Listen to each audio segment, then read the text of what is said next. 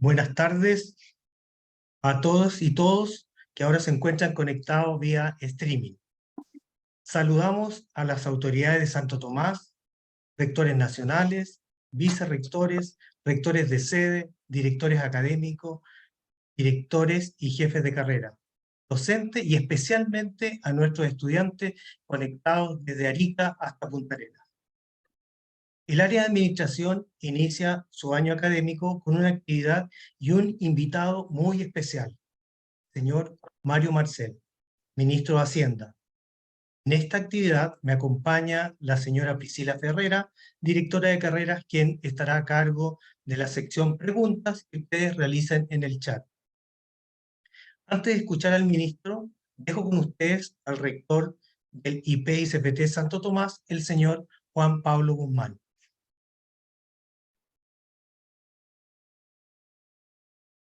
Estimados y estimadas, muy buenas tardes. Quiero darles la bienvenida y agradecerles por acompañarnos hoy en esta importante actividad organizada por el área de administración del Instituto Profesional y Centro de Formación Técnica Santo Tomás, la cual se enmarca también en la inauguración del año académico 2023 para esta área.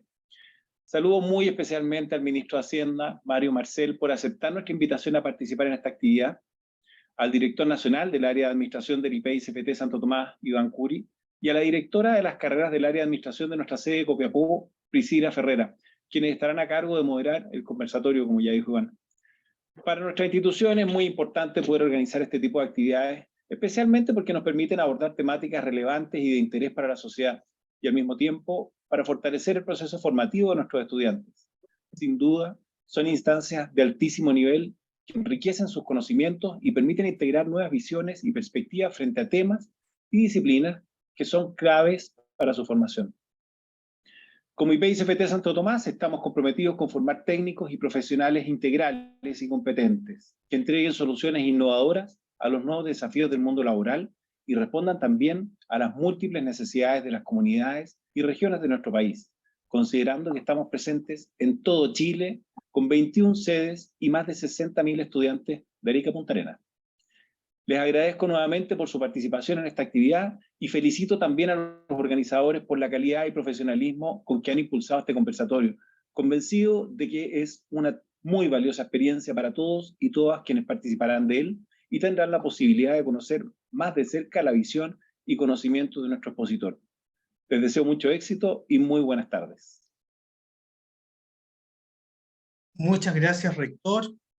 Antes de dar la palabra al ministro, les comento que don Mario Marcel es ingeniero comercial de la Universidad de Chile y con maestría en economía de la Universidad de Cambridge, Reino Unido. A nivel académico, ha desarrollado actividades de docencia e investigación en universidades en Chile y el Reino Unido. También ha sido consultor de diferentes organismos internacionales y participando en distintos proyectos en países como México, Colombia, Perú y Vietnam. El señor Marcel, además, es autor de más de 90 publicaciones en economía, finanzas, políticas y gestión pública. Hoy en el conversatorio veremos la evaluación y perspectiva de la economía chilena. Dejo con ustedes al ministro Mario Marcel y le doy la más cordial bienvenida.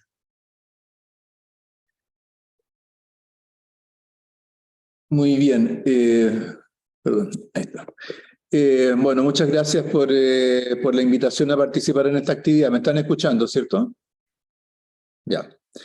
Entonces aprovecho a saludar al rector, al director del Instituto Profesional y Centro de Formación Técnica y a la profesora Priscila Ferrera de la sede de Copiapó, con quien ya habíamos tenido un contacto el año pasado, si mal no recuerdo. En esta ocasión quería compartir con ustedes una visión de lo que está ocurriendo en la economía chilena, particularmente en materia de inflación y de actividad. Esto, ¿cierto?, con el trasfondo de que desde el año pasado veníamos muy preocupados por ¿cierto?, lo que podía ser la situación de este año 2023. En aquella oportunidad, muy hacia el principio del año, yo creo que más o menos cuando asumió el gobierno, yo señalé que había que tener claro de que el 2023 no estaba escrito en piedra, ¿ah? Y efectivamente no estaba escrito en piedra. Las perspectivas han ido mejorando y algo de eso es lo que vamos a ver en esta presentación. Entonces acá, ¿cierto? Primero tenemos que recordar de dónde venimos. Venimos, ¿cierto?, de una crisis de enormes magnitudes, una crisis económica global generada por el COVID-19, por una pandemia, y que por lo tanto, a diferencia de lo que los economistas siempre estudiamos, que son ciclos generados por razones económicas, en este caso, ¿cierto?, los países tuvieron un shock de origen no económico, que fue, ¿cierto?, la paralización de muchas actividades como producto de las normas de distanciamiento social, las cuarentenas o, en fin, el equivalente en distintos países, y que en Chile significó una caída muy fuerte de la actividad, especialmente en el segundo trimestre del 2020. Y de ahí fuimos saliendo el resto del 2020, el 2021, sobre la base de medidas crecientemente expansivas, particularmente, ¿cierto?, las transferencias fiscales, especialmente el IFE universal y los retiros de fondos de pensiones.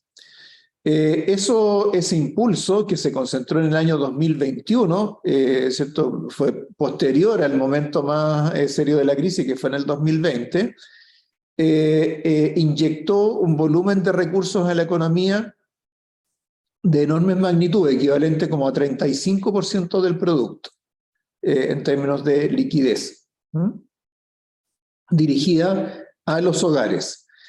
Y eso, por supuesto, generó presiones de demanda muy significativas. De hecho, si uno sigue lo que fue la evolución de los ingresos de los hogares versus los aportes, la liquidez que recibieron por estas distintas fuentes, vamos a ver que sobre todo hacia el final del periodo, especialmente el segundo y tercer trimestre del 2021, esas inyecciones de recursos fueron superiores a las pérdidas de ingresos de los hogares. Todo esto, por supuesto, son cifras promedio, son cifras agregadas, no implica, ¿cierto?, que todos los hogares se hayan beneficiado de la misma manera. Muchas personas lo pasaron muy mal, ¿ah? Y otros lo pasaron mal por el temor que generaba, ¿cierto?, la situación económica que se estaba viviendo. Mucha gente, por ejemplo, usó los retiros de fondos de pensiones para pagar deudas, por ejemplo. En fin, se dio todo tipo de situaciones. Ahora, eso lo que hizo es que la economía, como decía, se sobrecalentó. Las ventas minoristas, por ejemplo, con boleta electrónica, tuvieron grandes incrementos después de cada uno de los retiros. Y la brecha de actividad, es decir, la diferencia entre el PIB efectivo y el potencial, que había sido muy negativa de 16% en el segundo trimestre del 2020, pasó a ser positiva. En otras palabras, la actividad se situó por encima de su potencial. Y eso implica presiones sobre los precios. Pero implica presiones no solamente sobre los precios, sino que también sobre la cuenta corriente de la balanza de pago, que está compuesta, ¿cierto?, de la balanza comercial, la balanza de servicios y las transferencias o los ingresos. Entonces, lo que junto con aumentar la inflación, el déficit en cuenta corriente de la balanza de pago pasó de cifras que históricamente eran del orden del 3,5% del producto, llegó a ser prácticamente 10% del producto en el año terminado en el tercer trimestre del 2022. ¿Por qué es importante el déficit en la cuenta corriente de la balanza de pagos? Porque, entre otras cosas, eso presiona al tipo de cambio, hace subir el dólar. Un déficit muy grande hace subir el dólar. Y esto explica en parte por qué el dólar tuvo los aumentos que tuvo, por qué llegó en algún momento, ¿cierto?, a estar por sobre los 1.000 pesos. En parte se debe a lo que ocurrió con la cuenta corriente de la balanza de pago. Y por lo tanto, ¿cierto?, eso significó que Chile fue uno de los países que tuvieron un mayor salto en materia de inflación. Hay países que ya tenían alta inflación desde antes, por ejemplo Argentina, ¿ah? Pero Chile, que tenía una inflación que venía siendo muy baja, aquí estamos comparando el promedio entre el 2021 y el 2019 respecto del promedio 98-2021. Entonces, ese promedio en ese periodo largo fue algo menor al 3% y llegamos a tener una inflación de 14,1% en el punto más alto. Y si se fijan en esa nube de puntos, ahí están identificados Chile y Estados Unidos. Estados Unidos fue otro de los países que tuvieron un aumento muy importante de inflación. Y no es sorprendente porque Estados Unidos tuvo también una política fiscal particularmente expansiva. Fue uno de los países que tuvo una política fiscal más expansiva en el mundo. Entonces, cuando eso lo llevamos al comportamiento del IPC, que está en el gráfico de la derecha, vemos cómo contribuyeron elementos de demanda y de oferta. Vemos entonces acá que la demanda comenzó a presionar a la inflación ya de manera más importante desde mediados del 2021, desde por ahí por mayo del 2021, pero hasta ese momento estaba siendo bastante neutralizada por factores de oferta que apuntaban hacia la baja de la inflación. Pero luego esas presiones de demanda fueron aumentando, mientras que las presiones de oferta pasaron de ser negativas a ser positivas. ¿Qué presiones de oferta había acá? Fundamentalmente, ¿cierto? El aumento en los precios de los alimentos, el aumento en el precio de los combustibles, el aumento de precios de los productos importados, es cierto, afectados por el tipo de cambio. Entonces ahí se ve cómo, excepto la línea verde, que es el IPC de bienes sin volátil, excluido los alimentos, fue subiendo hasta que solo en los últimos meses empezó a moderarse. En el gráfico siguiente tenemos también algunas de las cosas que ocurrieron por el lado de la oferta. Por ejemplo, que los costos de transporte marítimo tuvieron un incremento muy significativo. Acá, perdón, se puede ver, ¿cierto?, que en relación a un índice de 100 en el 2018, la situación se mantuvo muy estable, más o menos hasta mediados del 2020. A partir de ahí, esos precios empezaron a crecer. Aquí hay dos precios que están graficados: el transporte marítimo entre China y Estados Unidos y un índice de carácter global. Esto es calculado por Bloomberg. Entonces vemos que ¿cierto? Esto se multiplicó varias veces. El índice llegó hasta estar en 1200 hacia fines del 2021. Desde entonces ha venido bajando, y ha bajado de manera especialmente significativa desde mediados del 2022 en adelante. Por otra parte, los indicadores de demanda, lo que se llaman los PMI, que son órdenes de compra, en manufactura, cuando estas son encuestas que se le hace a los encargados de compras de las empresas, entre otras cosas se le pregunta por los tiempos de entrega de los productos. Entonces vemos acá que durante un tiempo largo esto se ubicó por debajo de 50, que significa una extensión, un aumento de los tiempos de entrega de los proveedores. Entonces vemos acá que en el 2020 hay una caída muy importante y se mantienen valores bajos en el 2021. Esto se ha reflejado, por ejemplo, en lo que se ha llamado la crisis de los semiconductores en buena parte del mundo, ¿cierto?, donde la disponibilidad de semiconductores para todo tipo de equipamiento para usos digitales, ¿cierto?, ha tenido retrasos muy importantes. Esos son algunos de los indicadores de lo que ha pasado en el comercio del lado de estos factores de oferta. Esto, ¿por qué ocurrió así? Porque, bueno, al haber distintos países en distintas situaciones en términos de cuarentenas y de restricciones a la movilidad, al haber mayores requerimientos de salud para viajar, etc., en el fondo las cadenas de valor en el mundo se desarticularon. Se produjeron cuellos de botella en distintos lados y en el caso del transporte la situación fue particularmente complicada.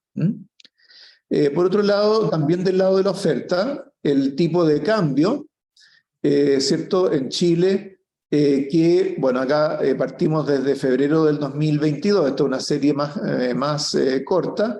En Chile el tipo de cambio tuvo saltos importantes en la época del estallido social, al comienzo de la crisis del COVID-19, pero en definitiva lo que vemos es que se produjo un aumento del valor del dólar mayor en la línea roja, mayor al que ocurrió en otros países con monedas comparables a la nuestra. Esto incluye países latinoamericanos, países emergentes y países desarrollados intensivos en materias primas.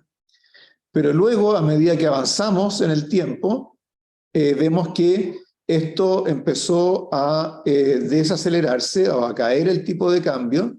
Acá está el pic, ¿cierto?, en julio del 2022, cuando el dólar sobrepasó los $1.000, llegó, o sea, los 1.000 pesos, llegó a 1.045, ¿cierto? Aquí se produjo la intervención del Banco Central. Acá hay eventos políticos, el plebiscito de salida, luego la propuesta de la ley de presupuesto para el 2023 y el anuncio de la reforma de pensiones. Y lo que vemos es que esos distintos eventos están más o menos asociados a una caída del tipo de cambio hasta los valores cercanos a los 800 pesos que tenemos hoy día. Y esa caída del dólar en Chile ha sido mayor a la que ha habido en estas otras economías comparables, donde más bien ha estado relativamente estable en todo este periodo. Entonces, en el fondo, las presiones del tipo de cambio, del valor del dólar, sobre la inflación, se combinaron con otros factores de oferta y de demanda para presionar al aumento de la inflación hasta mediados del 2022, y desde entonces esas presiones han ido bajando.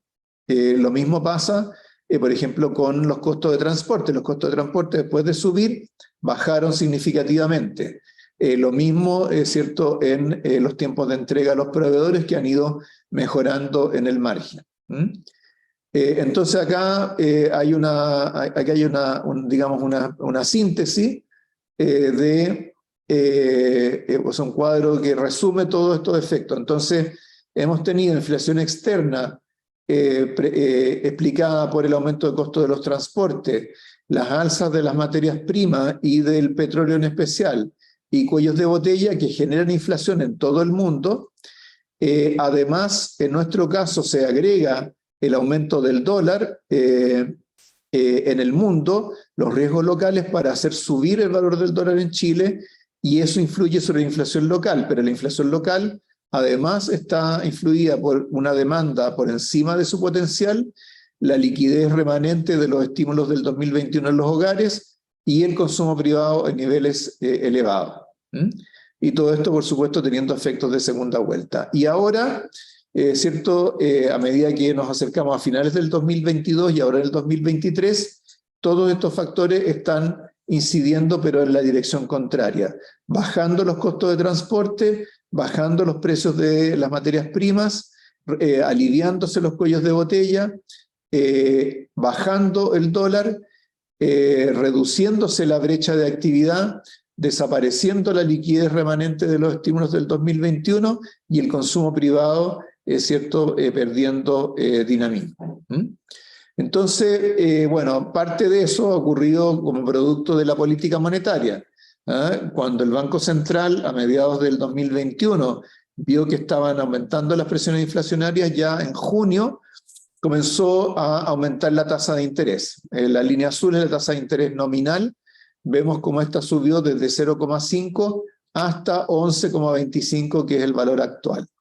Y si deflactamos la tasa de interés, la tasa nominal, por la inflación, tenemos ¿cierto? Una tasa real deflactada por la expectativa de inflación a 11 meses, que es algo menor en términos de nivel, pero que también tiene un alza muy importante. Y entonces eso ha contribuido, junto con la política fiscal, a ajustar, a rebalancear la economía. En el caso de la política fiscal fue muy deficitaria en el 2021, con un déficit cercano al 8% del producto, muy parecido al déficit de la cuenta corriente de balanza de pago, en lo que los economistas llaman el fenómeno de los déficits gemelos, en la cuenta corriente y en las cuentas fiscales. Pero en el 2022 esto cambió, porque mantuvimos una cuenta corriente deficitaria. De hecho llegó a ser en algún momento más deficitaria que en el cierre del año, que en el año completo, que fue de 9% del producto, pero un superávit fiscal de 1,1% del producto, mucho mejor que lo que se preveía cuando se presentó el presupuesto para el 2022. Y eso significó que Chile hizo la consolidación fiscal más fuerte en el mundo solo después de Noruega. Esto, ¿qué es lo que mide? Mide el cambio en el balance fiscal entre el 2021 y el 2022.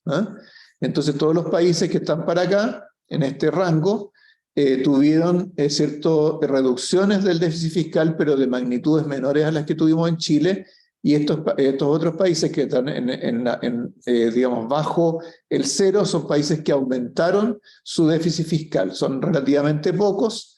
Entre ellos se destaca China, porque China, ¿cierto?, que no enfrentó un problema inflacionario importante, sí tuvo una desaceleración económica significativa que trató de limitar con una política fiscal más expansiva.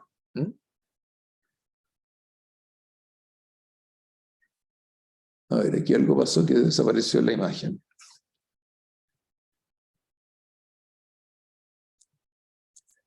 Esperemos un segundito. Ya. Bueno, esperemos un segundo que voy a tener que pedir aquí ayuda. No hay problema. Sí. Voy a buscar mi versión impresa para seguir exponiendo, porque si no se nos va a ir el tiempo. Esperen un poquito.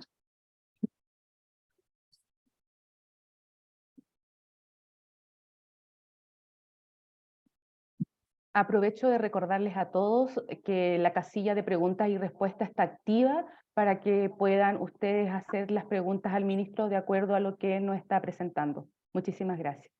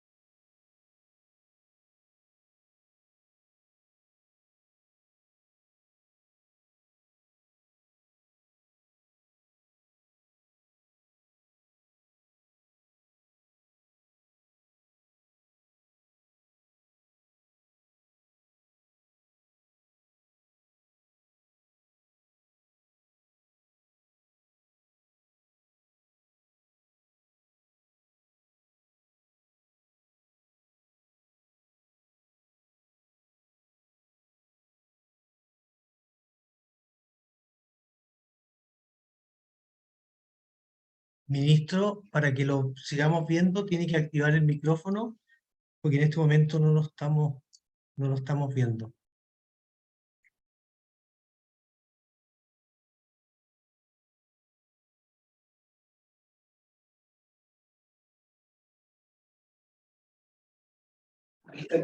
Ahí sí. Si están aquí resolviendo el problema, pero digamos, puedo seguir mientras tanto para que no perdamos el hilo. Entonces estábamos viendo, ¿cierto?, que en respuesta al aumento de la inflación, ¿cierto?, tuvimos una política monetaria restrictiva que empezó a mediados del 2021 a subir la tasa de interés y en el caso de la política fiscal, ¿cierto? Una consolidación fiscal, o sea, una reducción significativa del déficit que pasó a superávit y que fue de magnitudes muy importantes. Con esto, entonces, esto hizo que la demanda interna se fuera frenando y eventualmente fuera cayendo durante buena parte del 2022. En las cuentas nacionales que se acaban de publicar, esto se muestra precisamente eso. O sea, durante el 2022, la demanda interna cayó durante todos los trimestres, cada uno de los trimestres del año, fundamentalmente en su componente de consumo.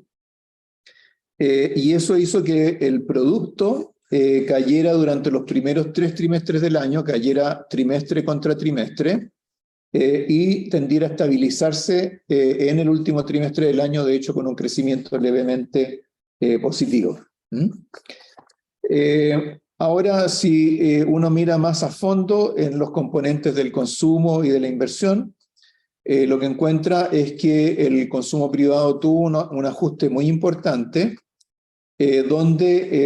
ajuste que se concentró en el consumo de bienes durables. Y eso en el IMASEC, excepto en el índice mensual de actividad económica, se refleja en la caída de actividad que ha tenido el comercio. Otros sectores se han mantenido creciendo, como es el caso de los servicios. Hay sectores que no cayeron mucho durante la crisis, como es el caso de la manufactura. Pero en el fondo todos los indicadores lo que muestran es un ajuste importante del consumo.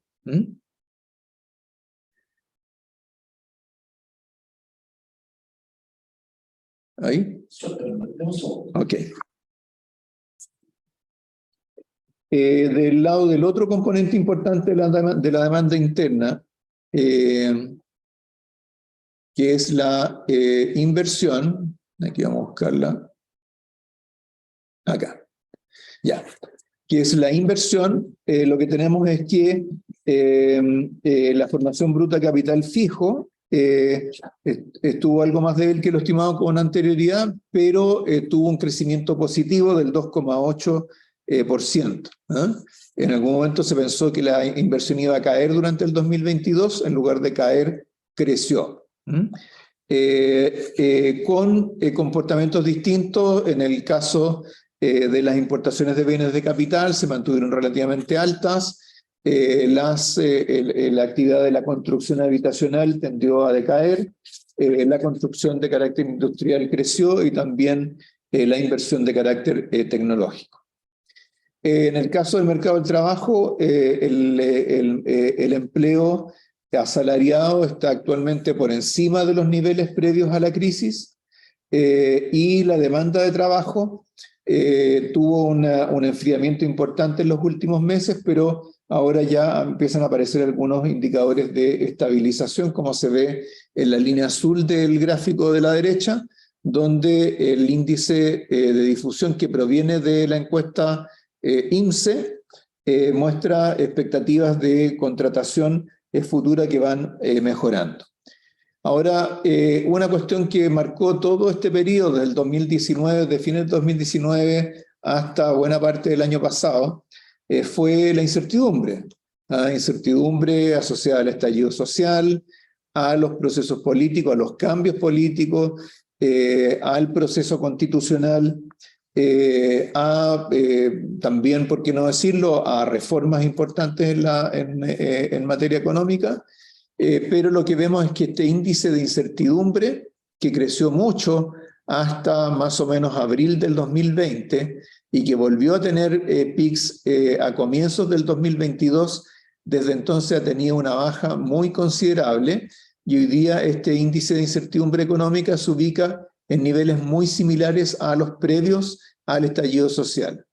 En cambio, a nivel internacional, el aumento de incertidumbre que ha habido en este periodo, porque también lo ha habido, ¿cierto?, en distintos países del mundo, por razones económicas o políticas, se mantiene todavía alto, todavía no ha vuelto a los niveles del 2018-2019. Entonces, esto se ha reflejado en los precios de los activos chilenos. Por ejemplo, las tasas de interés de largo plazo o el rendimiento de los bonos a 10 años, en el caso de Chile, estaban por arriba de los valores de una canasta comparable hasta más o menos agosto, septiembre del 2022. Y de ahí en adelante han empezado a bajar. Y hoy día la tasa de interés de largo plazo se ubica en el orden del 5,3, 5,4% nominal, que es una baja bien importante. Los spreads respecto de los bonos del Tesoro de Estados Unidos, que también miden un poco cómo se ha comportado las tasas de interés en Chile de mercado relativas a las de Estados Unidos, muestran también una escalada entre mediados del 2021 y mediados del 2022 y luego una caída importante para volver a niveles similares a los del 2019. La inflación, esta es la historia de la inflación desde el 2009 en adelante, periodo en el cual se mantuvo ¿cierto? En la línea azul, cercana al 3%, que es la meta del Banco Central. Tuvo este aumento a contar de mediados del 2021, llegó al 14,1%, perdón, acá, al 14,1%, en agosto del año pasado, pero desde entonces ha estado cayendo de manera sistemática y el último dato que tenemos es de 11,9%. Aquí en este gráfico se compara con otras medidas del IPC subyacente, la inflación subyacente, como es el IPC sin precio, sin productos volátiles. El verde son los productos volátiles del IPC que corresponden fundamentalmente a alimentos y a combustible, ¿no? Pero esto nos cuenta más o menos la historia de lo que ha ocurrido con la inflación. Y ahora lo que está ocurriendo también del lado de la oferta es que los precios de los alimentos, los precios internacionales de los alimentos han estado cayendo, así como los precios de otras materias primas, ¿ya?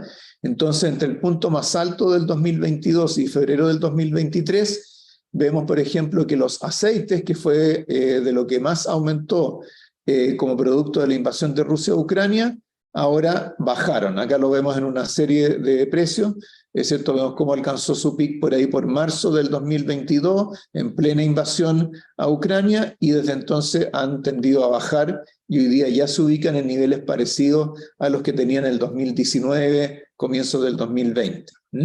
Algo parecido, aunque en menor magnitud, ha ocurrido con otros alimentos, como son los cereales, los productos lácteos, las carnes, y en el caso de el petróleo, también ha habido una reversión del aumento que se produjo en la época de cuando comenzó la invasión de Rusia a Ucrania, y lo mismo ocurre con los precios de las gasolinas. ¿Y qué es lo que podría ocurrir entonces a futuro? Hasta ahora, por ejemplo, en el caso de estos precios internacionales de alimentos, no habíamos tenido caídas importantes porque ¿cierto? Los precios de importación, o sea, de traer el aceite, los cereales a Chile, ¿cierto? Requieren convertirlos a pesos con el tipo de cambio. El tipo de cambio estuvo alto durante un buen tiempo, pero ya también, ¿cierto? Ha comenzado a bajar de manera importante en los últimos 3 meses. Entonces, al combinar esos factores, en estos gráficos, comparamos la trayectoria de los precios de distintos tipos de alimentos con lo que predice un modelo que trabajamos acá en el Ministerio de Hacienda basado en estos precios de importación.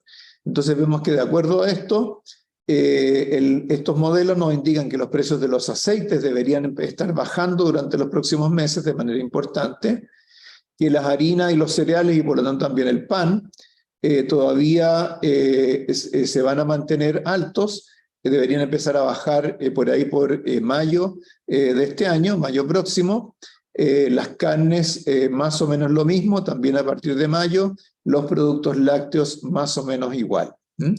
Entonces todo eso lo que contribuye es lo que va a contribuir es a bajar la inflación. También tenemos los costos de transporte en este gráfico del medio, la mejora en la balanza comercial, y el aumento de turistas. ¿Por qué son importantes los costos de transporte y los aumentos de turistas y la llegada de turistas? Porque los costos de transporte o sea, el transporte es uno de los servicios que importamos, mientras que el turismo es uno de los servicios que exportamos. Entonces, mientras tenemos en el gráfico de la izquierda el balance de exportaciones e importaciones de bienes, los costos de transporte y la llegada de turistas nos indican más o menos cómo se puede estar comportando el balance comercial de servicios.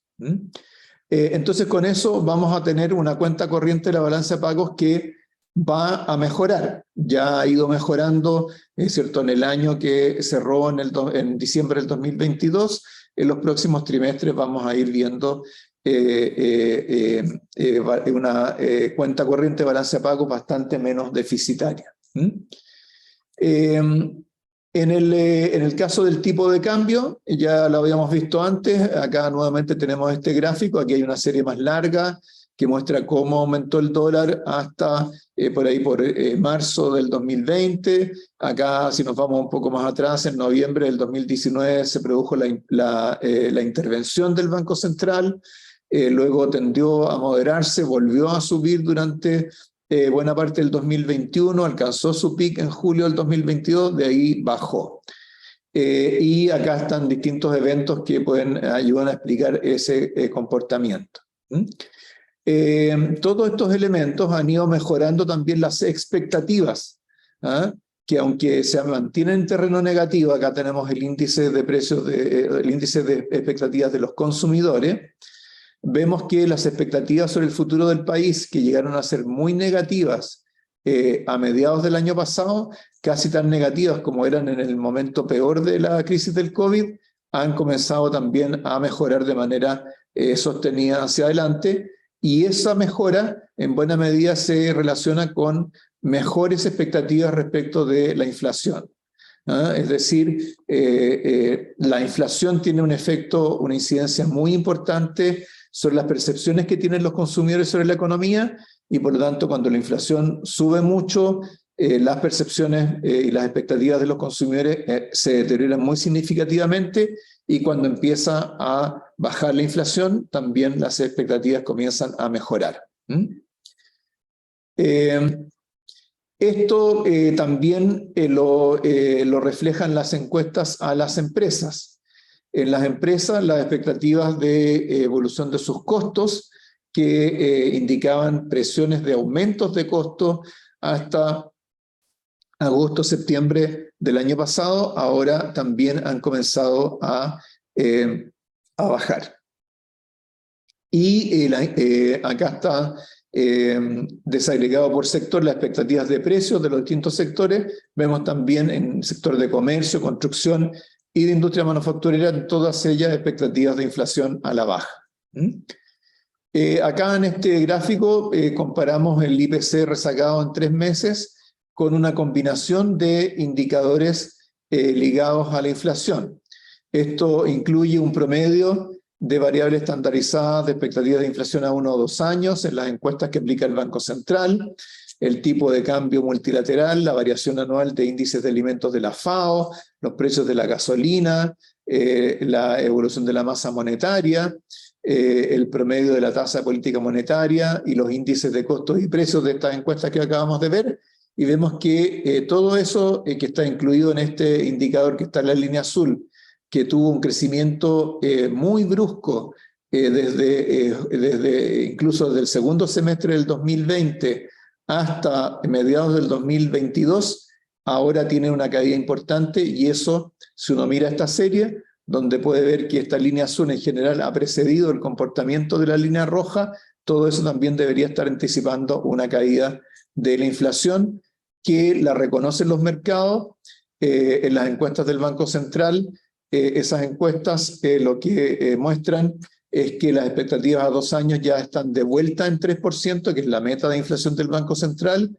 Llegaron a estar casi por sobre el 4% en algún momento, y los seguros de inflación, que son seguros de mercado, están anticipando para fin de año una inflación de 4,9%, comparado con el 12,9% que tenemos hoy día.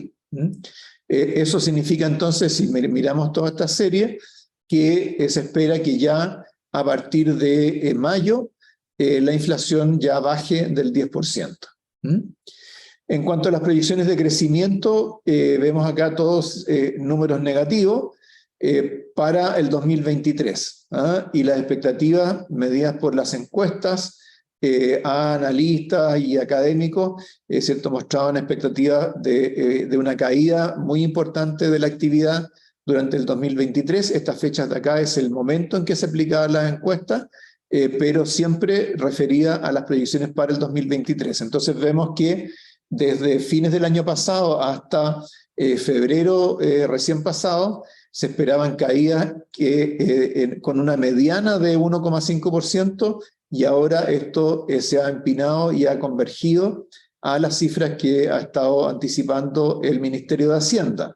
El Ministerio de Hacienda ha estado anticipando una caída de la actividad del 0,5%, del 0,7% para el 2023. Ahora, con los datos que acaban de salir de las cuentas nacionales, la verdad es que la probabilidad de cifras positivas de actividad en el 2023 han ido mejorando. Veíamos recién que incluso nosotros con el Ministerio de Hacienda estábamos proyectando un crecimiento de menos 0,7%. Pero ¿cierto?, lo que ha ocurrido es que si miramos este gráfico, vemos que en esta línea celeste, esto es la evolución de la actividad que estaba indicada por los IMASEC, por los índices mensuales de actividad económica, que son índices provisorios de actividad. En la línea azul están las cuentas nacionales que se publicaron este lunes. Entonces acá lo que se ve es que con esas cuentas nacionales se observa que la caída de actividad en el 2022 fue mayor de lo que se creía solo al mirar los índices mensuales. Y aparece una brecha entre lo que se creía que era el nivel de actividad en el último trimestre comparado con el que dan las cuentas nacionales. Entonces esto lo que nos está diciendo es que el ajuste de actividad y especialmente de demanda interna que está en esta línea roja fue bastante importante durante el 2022, de hecho mayor a lo que se pensaba. Y en esa circunstancia, ¿cierto?, lo que tenemos acá es que mientras cada uno de estos puntos representa un nivel de actividad por trimestre, estas líneas punteadas representan el promedio del año. Entonces este es el promedio del año 2021. Este es el promedio del año del 2022. Entonces vemos que ese promedio del año, aun cuando la actividad fue cayendo trimestre a trimestre, sigue indicando un crecimiento porque partió de un punto muy alto. Y para el 2023 estábamos partiendo de un punto relativamente bajo. Entonces, cuando se habla de cifras negativas para la actividad, es pensando en eso, que se parte de un punto bajo. O sea, uno podría tener la actividad mejorando durante el año y aún así, tener una variación del PIB negativa en el año. Pero con los últimos datos que tenemos, ¿qué es lo que surge? Esta línea punteada roja indica cuál sería el nivel de actividad del conjunto del año 2023 si se mantuviera el nivel de actividad del último trimestre del 2022. Eso significaría un crecimiento de menos 0,7%, muy parecido al que tiene el Ministerio de Hacienda. En cambio, si se mantuviera el nivel de actividad de enero del 2023 medido por el IMASEC, la variación del producto en el 2023 sería de más 0,5%. Entonces, esto explica por qué en la discusión pública ya empiezan a aparecer la posibilidad, ya empieza a hablarse de que en realidad, en primer lugar, la recesión que se preveía no fue tan grave como se pensaba, que de hecho ya ocurrió, ya pasó, y que por lo tanto las perspectivas para el 2023 van mejorando. De cifras muy negativas a cifras negativas pero mucho más bajas o cifras levemente positivas. Entonces eso es el panorama que quería mostrarles, cómo ha ido evolucionando nuestra visión de la economía, ¿cierto? ¿Por qué esta situación económica que se preveía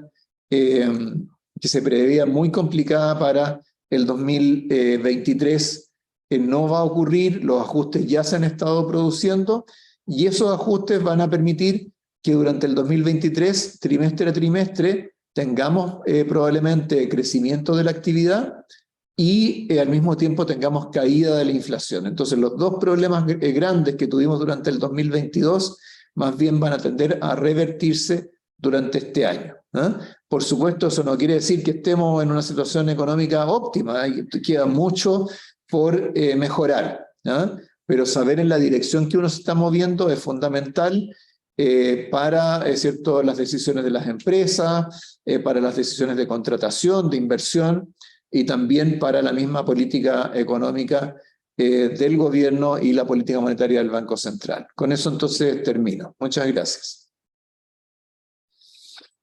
Muchas gracias, ministro. La verdad que ha sido muy clarificador todo lo que usted nos ha mencionado y además también demuestra el alto interés que tienen nuestros estudiantes en este tipo de materias, porque el chat está rebasado de preguntas, pero no solamente preguntas, también de muchas felicitaciones a usted, ministro, agradeciéndonos esta oportunidad que tienen de poder escuchar al ministro, ¿cierto?, que maneja el presupuesto de la Nación. Así que muchas gracias. Priscila, ¿qué nos dicen nuestros estudiantes desde Lista con Sí, Punta Arenas? bastante interesantes los temas tocados, ministro. Tenemos el chat de preguntas, pero que revienta.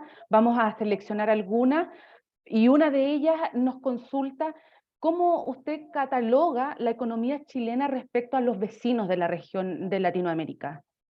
¿Cómo estamos respecto a nuestros vecinos?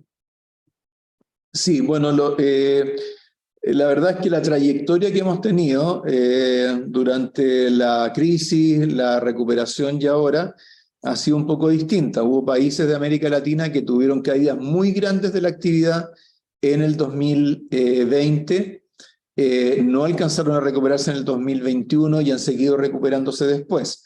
Entre los países que tuvieron caídas más grandes está, por ejemplo, Perú, que tuvo una caída en el año. Nosotros, en nuestro caso, el producto cayó 5,8% en el 2020. En Perú cayó, me parece que algo así como 14%. En Panamá, donde estuve ahora justamente el fin de semana en una reunión del Banco Interamericano de Desarrollo, cayó 17%.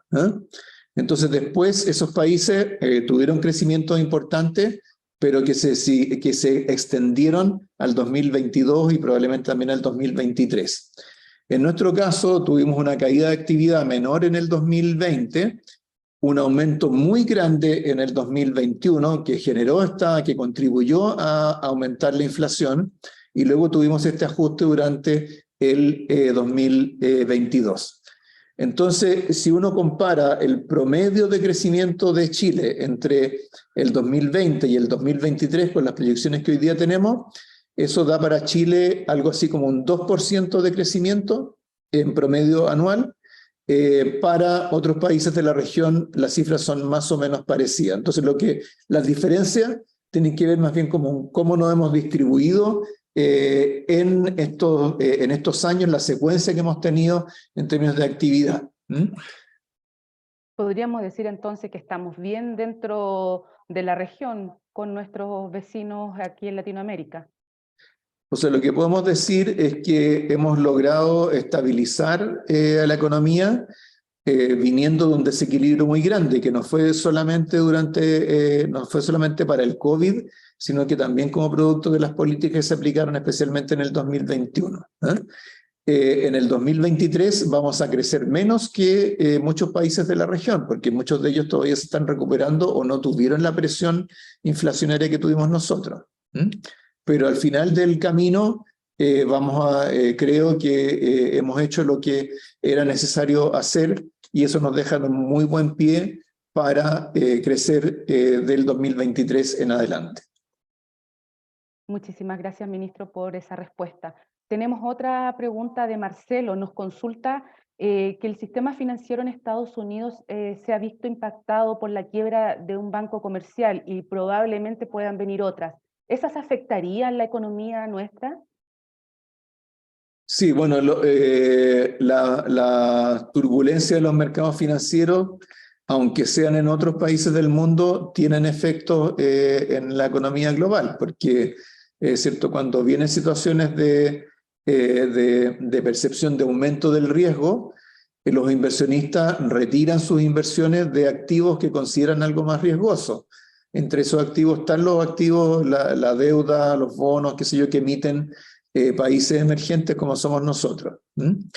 Ahora, lo que se ha visto respecto de estos eventos de los últimos días es que había una respuesta bastante rápida de los reguladores, de los bancos centrales, de la propia industria, que han logrado contener ese shock. Entonces, en Estados Unidos hemos tenido, ¿cierto?, el caso del Silicon Valley Bank, del Signature Bank de Nueva York y luego algo en el First Republic, y en el caso de Suiza, Credit Suisse.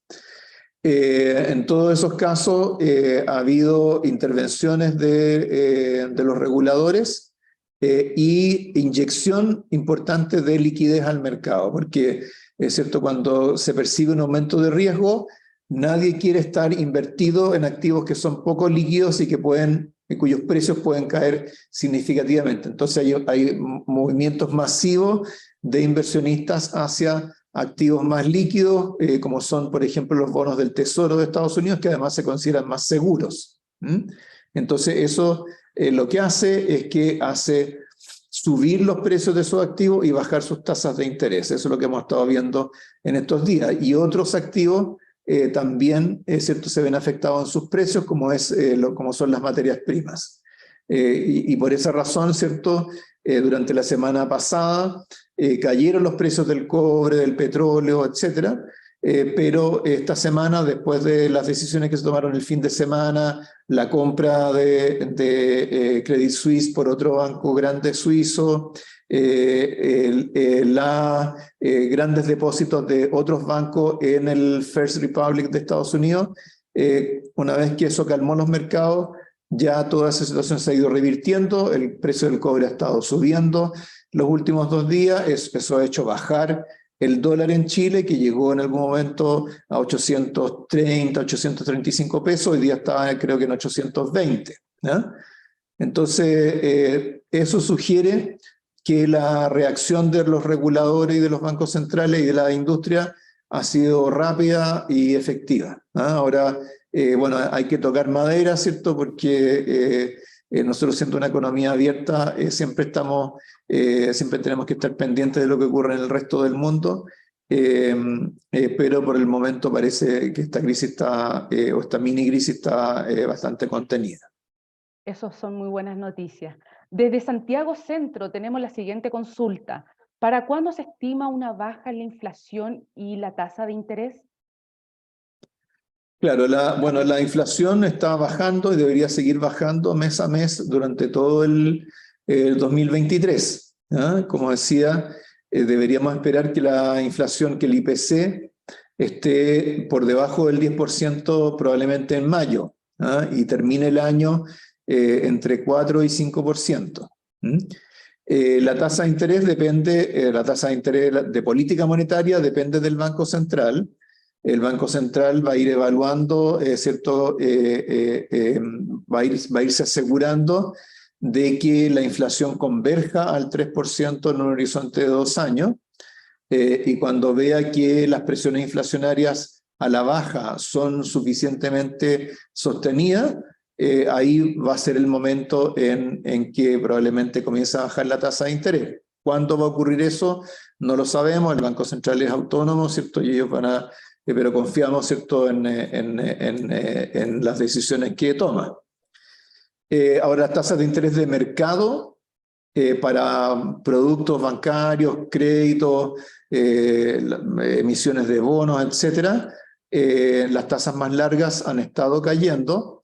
No se han todavía trasladado, por ejemplo, las tasas hipotecarias, pero es muy probable que comencemos a ver alguna caída de tasas para crédito hipotecario ya en los próximos meses. Muy buenas noticias, ministro. Desde la sede de Concepción nos consultan, ¿influyó mayoritariamente el retiro del 10% para la inflación? Sí, por supuesto. El Banco Central estimaba en el informe, creo que fue el de diciembre del año pasado, que más o menos 2/3 del aumento de la inflación desde el 3% hasta lo que llegó a ser el 14,1%, 2/3 de eso se explicaba por factores domésticos. Una parte importante de esos factores domésticos fueron los retiros de fondos de pensiones, especialmente el tercero, porque el tercero no solamente incidió sobre la demanda y el consumo, sino que también sobre el tipo de cambio. Entonces, bueno, yo esta mañana en la discusión del autopréstamo, yo señalé que sobre la base de esos datos, uno podía estimar que por lo menos 5 puntos de inflación están explicados por los retiros de fondos de pensión. En otras palabras, no habríamos superado el 10% de inflación si no hubiera sido por los retiros de fondos de pensiones. Perfecto. Ahora entrando un poco más en contingencia, nos consultan, ¿qué efectos en el mediano plazo podría provocar una reforma previsional que considere el retiro de fondos de pensiones, considerando además que hoy la Cámara rechazó la idea de legislar el autopréstamo? Claro, hoy día, o sea, lo que hoy día rechazó la Cámara de Diputados fue un autopréstamo que se proponía realizar de manera muy similar a un retiro. De hecho, en las mociones parlamentarias en las cuales se apoyaba, implicaban retiros de fondos mayores a los de retiros anteriores, porque una moción era hasta 15% sin tope, las otras eran hasta 100%, y sin normas claras sobre cómo se devolvía. O sea, era un autopréstamo bien especial porque no estaba muy claro cómo se devolvían los fondos. Entonces lo hacía muy parecido a un retiro de fondos de pensiones. Eso es bien distinto de lo que está en el proyecto de reforma previsional, porque ahí lo que se contempla es la posibilidad de que uno, como afiliado al sistema de pensiones, en algún momento de la vida en que tenga una necesidad, pueda retirar fondos, pero con límites de montos relativos y absolutos, y con un límite de tiempo, porque las mociones parlamentarias, por ejemplo, permitían que se retirara los fondos incluso de una persona que estaba jubilada, que obviamente como no cotiza no habría ninguna forma no existiría ninguna forma para que devolvieran los fondos, menos si una persona de edad avanzada. Entonces lo que está en el proyecto de reforma de pensiones permite recurrir a este mecanismo hasta 5 años antes de la edad legal para jubilar, y establecía un mecanismo bien concreto de devolución que era un aumento de la cotización de 2%. Entonces yo dije en la mañana que en realidad de autopréstamo no se había simplemente un alcance de nombre, porque eran cosas muy diferentes. Y por lo tanto, el hecho de que se haya rechazado las mociones de los parlamentarios no significa que no pueda seguir discutiéndose el tema de autopréstamo bien regulado, bien acotado y con garantías de devolución, que está en la reforma previsional como parte del proyecto de reforma que está en discusión también en la Cámara de Diputados en estos momentos. Ministro, yo quiero comentarle que usted ha sido muy claro en todo lo que nos ha dado, a la respuesta que nos ha dado a la pregunta, y creo que también ha respondido muchas preguntas que tenemos en el chat, Priscila. Pero yo quiero comentarle a usted que efectivamente nosotros tenemos un porcentaje importante de estudiantes de la jornada vespertina, que son padres de familia, trabajadores, estudiantes, tienen que compatibilizar una serie de funciones. Usted como ministro de Hacienda, ¿qué consejo le da a nuestros estudiantes? Yo creo que es importante escucharlo a usted que les pueda dar un consejo a todas estas personas que estudian, trabajan, son padres de familia.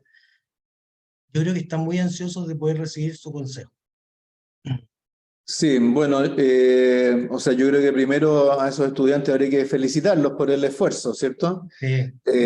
O sea, el estudio vespertino sabemos que involucra un esfuerzo muy grande, Yo en algún momento hice clases a los alumnos vespertinos en la Universidad de Chile, de la carrera de contador auditor, y en fin, uno ve gente muy sacrificada que desgraciadamente, ¿cierto?, tiene muy poco tiempo para compartir muchas veces con su familia.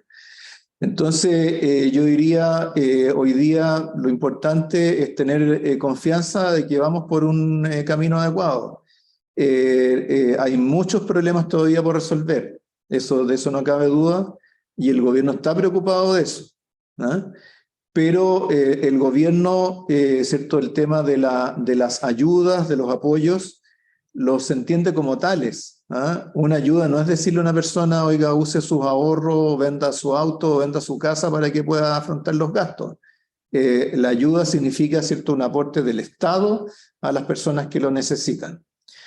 Acaba de aprobarse ayer justamente, antes de ayer, perdón, ¿cierto?, una serie de medidas para ayudar a 1,5 millones de hogares de menores recursos en Chile, con la duplicación del bono marzo, un aumento permanente de la asignación familiar, el bolsillo familiar electrónico, y además había otras medidas que acompañaron a eso, que eran medidas de carácter administrativo, por ejemplo, un convenio entre FONASA y las farmacias para rebajar los precios de un número muy importante de medicamentos, ¿eh?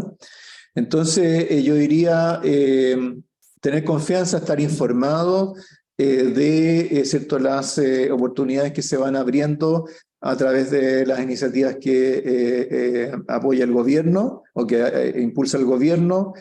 Por ejemplo, para quien hoy día está sin trabajo, está el IFE laboral, ¿cierto?, que le entrega un bono a las personas que consiguen un empleo con contrato, lo cual es un estímulo, ¿cierto?, a ser contratado. Eso también explica un poco por qué el empleo asalariado ha estado creciendo. Y en materia de inflación, digamos, comparar lo más posible, buscar ¿cierto?, los lugares donde se puede comprar con mayor descuento. Quienes tengan acceso al bolsillo familiar electrónico a contar de mayo van a poder tener un descuento adicional de 20% en sus compras de alimentos y de productos de primera necesidad, ¿ah? Así que yo diría, estamos dejando lo peor atrás, este periodo de tanta incertidumbre que todos vivieron, especialmente, ¿cierto?, quienes viven de un sueldo. Afortunadamente se ha ido de a poco disipando, ¿ah? No tenemos soluciones fáciles, pero sí soluciones reales con las cuales tenemos que ir trabajando. Muchas gracias, ministro. Muchísimas gracias, ministro, por esta interesante presentación que nos acaba de hacer y responder las consultas que más se repetían en la casilla de preguntas y respuestas. Le doy las gracias, es un honor haberlo tenido con nosotros. Le doy las gracias a todos los asistentes y esperamos verlo en una segunda oportunidad. Muchísimas gracias a todos y que tengan una excelente jornada. Hasta luego. Muchas gracias. Muchas gracias a ustedes. Muchas Hasta gracias. luego.